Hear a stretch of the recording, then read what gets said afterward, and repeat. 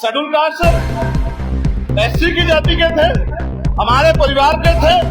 अगर हम इस आधार पर निर्धारण करें कि हमारी जाति का आदमी आगे बढ़ना चाहिए, हमारी जाति का ही हमारा नेता होना चाहिए, तो आप मुझे बताओ कि आपकी जाति का वो नेता किस काम का, जो आपके बच्चों का गला काटने का काम करे, जो आपके अधिकारी कर्मचारी को खून के आंसू रुलाने का काम करे। आप मुझे बताओ और खुद जाके आकलन करो।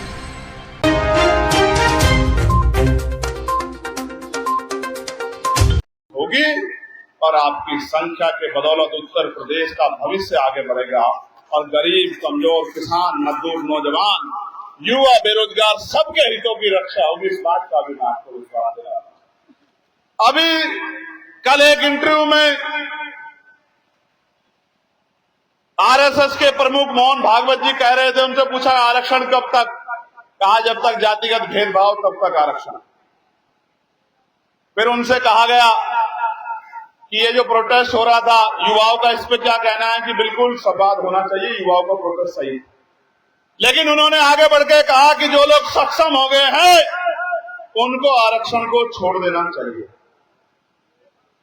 मेरा सवाल है मोहन भागवत जी से, हम कब से कह रहे हैं अपनी सरकार से कहो जातिगत गणना करा दे, उसके आर्थिक आंकड़े जारी करा दे और आर्थिक आंकड़े जारी करा के और बता दे कि कौन सक्षम है और कौन असक्षम है, कौन कामयाब हो गया है, कौन हासिल है, तो बता दे एक बार। लेकिन उन्होंने कहा जो सक्षम हो गए वो छोड़ दे। मैं पूछना चाहता हूं, उत्तर प्रदेश के एक पूर्व मुख्यमंत्री जो पिछड़े वर्ग से आते हैं, वो सक्षम हो गए थे, मुख्यमंत्री बन गए थे, फिर गौमूत्र से उनकी कुर्सी को क्यों धुलवाया था आपके लोगों ने, ये भी बताने का काम है। और आज भी जब लोधी, यादव, पटेल के बच्चे जो हैं, इन समाजों के बच्चे जो व्यास पीठ पे बैठ के कथा करने की कोशिश करते हैं, उनकी चोटी काट के आप उनके उस सर पे पेशाब से जो है ये जो गंदा कार्य करते हो, ये किस आधार पे करते हो, इसके बारे में भी आपको बताना चाहिए।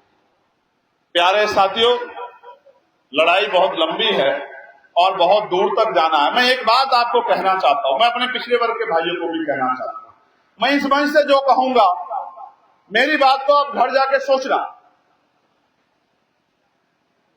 और सोच के निर्णय लेना कि मैंने गलत कहा या मैंने सही कहा।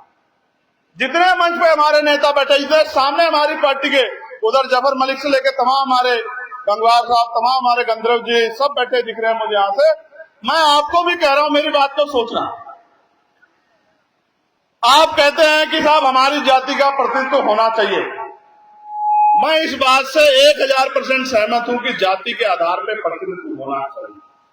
और जो हमने 45 प्रभारी उत्तर प्रदेश में बनाए हैं, उसमें हमने कोशिश भी की है कि सभी जातियों को 45 प्रभारियों में अवसर देने की कोशिश हमने की। पाल को, प्रजापति को, कश्यप को, सैनिक को, यादव को, गुर्जर को, जाट को, पटेल को, विश्वकर्मा को, हमने पूरा प्रयास किया है। और अभी तो 358 बाकी हैं। अभी तो ऐसे ऐसे जिनको कभी अवसर नहीं मिला उनको मिलेगा। लेकिन सवाल कुछ और, अगर आप ये मानते हैं कि जो जाति के आधार पर आपका वही आपका नेता हो सकता है, तो मेरे मन में ये पीड़ा उठती है, अनुभव के आधार पर कह रहा हूं कि प्रमोशन में रिजर्वेशन का बिल जिस व्यक्ति ने फाड़ा, जिसको फाड़ने की हिम्मत कांग्रेस में नहीं थी, भाजपा में नहीं थी,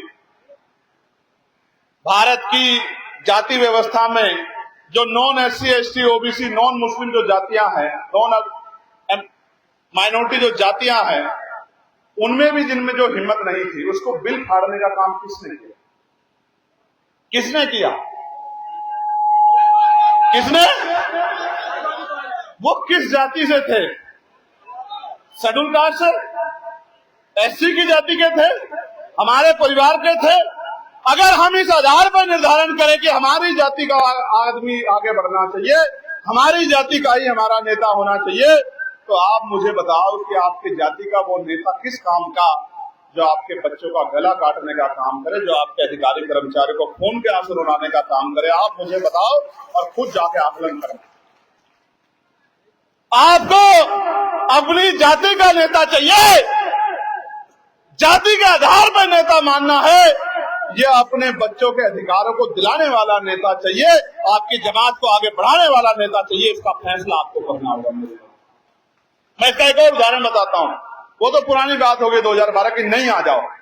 अभी यूजीसी की गाइडलाइन आई थी ना, आई थी या नहीं आई थी? यूजीसी की गाइडलाइन तो थोराट कमेटी से 2012 में आ गई। भाई राकेश वर्मा जी बैठे हैं, चिंतक हैं, बड़े चीजों पर नजर रखते हैं, आईएएस की सर्विस को जो है बीआरएस लिया है, नीरज जी बैठे हैं। तो 12 में गलत कहूंगा तो आप हाथ उठा के टोक देना, ये मंच आपका है, इस पे आपको अधिकार है टोकने का गलत को। 2012 में थोराट कमेटी में SC ST के बच्चों के साथ यूनिवर्सिटियों में भेदभाव नहीं हो सकता, ST गाइडलाइन आ गई थी। इस बार में क्या बदला है? इस बार में प्रमुख रूप से बदला कि ओबीसी की जातियों को उसमें जोड़ा गया कि ओबीसी के बच्चों के साथ भी जाति के आधार पे भेदभाव यूनिवर्सिटियों में होता है। और आप जो बच्चों के साथ कह रहे हो, मैं चैलेंज करके कह रहा हूं, आप बच्चों की बात कर रहे हो, शिक्षकों के साथ, प्रोफेसरों के साथ, एसोसिएट प्रोफेसरों के साथ ये होता है,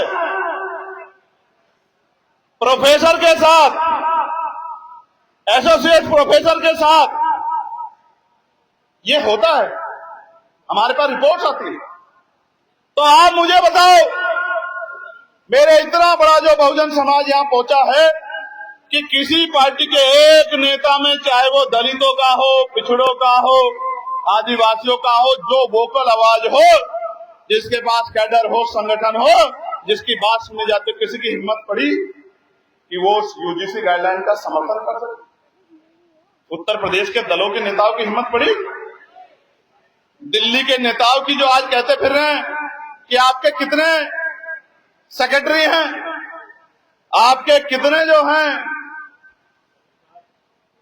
कितने एडिशनल सेक्रेटरी हैं, कितने कुलपति जो आज पूछते फिर रहे हैं, क्या उन्होंने आपके समर्थन में आवाज उठाई? तो आप ये तय करो, नेता तो आज से पहले आपने, चाहे वो भाजपा से आया, किसी और पार्टी से आया, किसी और पार्टी से आया, आपने उनको अपनी जाति का नेता मान के वोट किया कि भाई ये पाल है, ये प्रजापति है, कुशवाहा है, ये सैन है, विश्वकर्मा है, यादव है, जाटव है, गुर्जर है, तमाम आपने, ये कुर्मी, आपने इसलिए तो वोट किया ना कि मेरी जाति का है। लेकिन उसकी हिम्मत पड़ी कि वो अपनी पार्टी के खिलाफ जाके अपने समाज की आवाज उठा दे। यानी कि वो नेता तो है, अपनी पार्टी में नेता तो है, लेकिन आपका नेता नहीं है। इस बात की समझ आपके अंदर पैदा होनी चाहिए।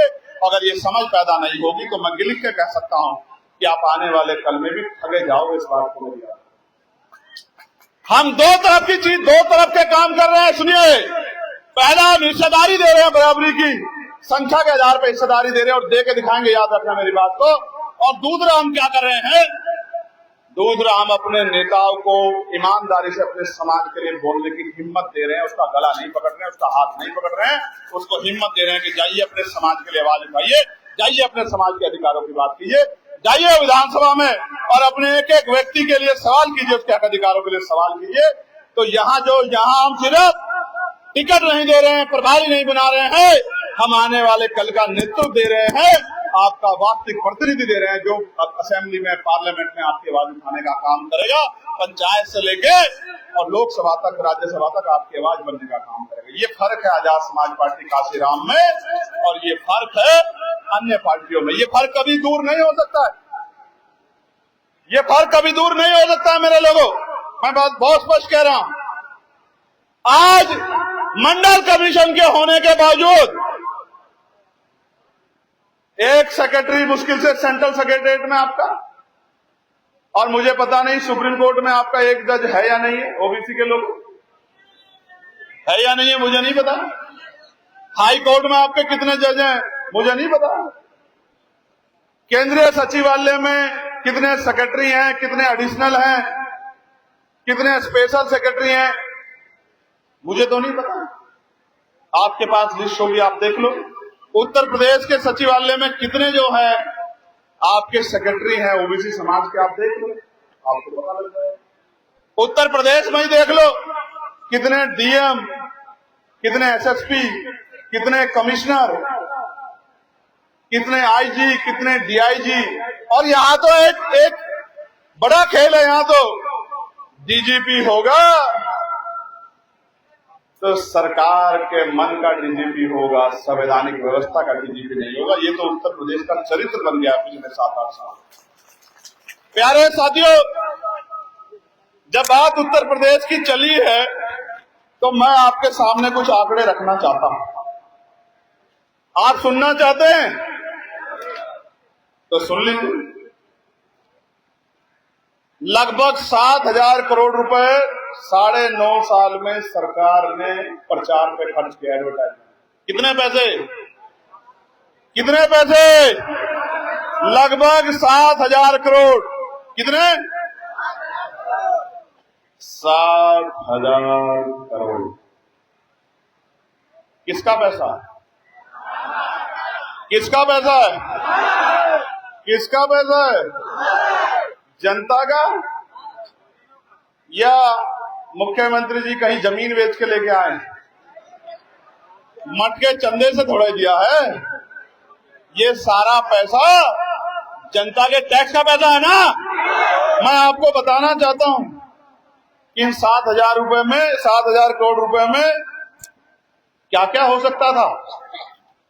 17-18 क्लास 1 की यूनिवर्सिटियां बन सकती थी। यूनिवर्सिटी हब बन जाता उत्तर प्रदेश अगर ये 7,000 करोड़ रुपया आपने यूनिवर्सिटियों पर लगाया हो। और आगे बढ़ो, आईआईटी, आईआईएम जैसे संस्थान जो उंगलियों पे हैं भारत के अंदर, 8 ऐसे बड़े संस्थान बन जाते अगर ये 7,000 करोड़ रुपया आपने शिक्षा पे लगाया होगा, मेडिकल एजुकेशन पे लगाया होगा। प्यारे साथियों, 3 विश्व स्तरीय ऐसी मेगा यूनिवर्सिटियां बनती जिसमें रिसर्च से लेकर सब कुछ होता।